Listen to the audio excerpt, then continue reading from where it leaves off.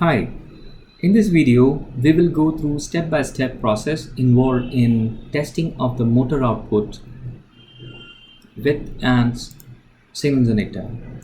So we will check our motor is rotating as per the signals coming from the 27 model.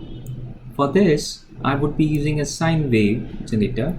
So let's say I start by deleting this and I go to library, signals, sources, and I look for wave generator sine. So there. So I click on the current block, connect with the screen monitor. I start simulation. So here you can see that the sine wave is producing an output in a positive direction and a negative direction. So if I download this model and connect with my DC motor, so my motor should rotate slowly towards the clockwise direction and then comes to rest over here at the 0 point and then start rotating towards the anti-clockwise direction. So to download this model, I can maybe extend the simulation runtime and make it 10 seconds. And you can see it does it twice. Maybe I just click on parameters. I can change the angular velocity of it. I put it to revolutions per second and I make it 0.1 revolution per second. So you can see that it will rotate only once. It will go positive direction and come back to negative direction. Don't rotate the DC motor at very high velocities. Okay.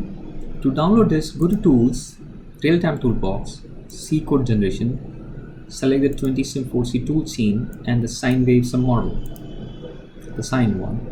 Say OK, say OK, allow to create a new project folder. It will open the 20sim4C toolchain. We start by selecting the target template. So target template is rotary inverted pendulum setup. Click on OK. So it will discover the target board which is connected with the laptop using a LAN network. Click on apply. The icon should go green. For the connect one, the output of the sine wave is connected with pendulum motor output. Click on OK. Compile the code.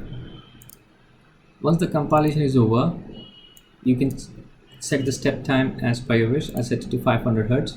But before running the code, I have to ensure that the motor is not connected with the horizontal shaft.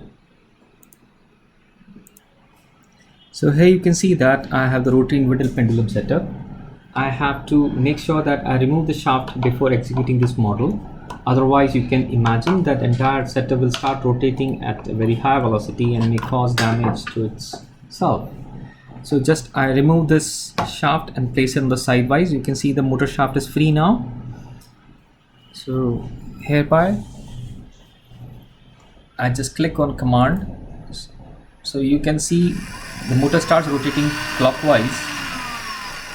Slowly it stops, starts going anti-clockwise.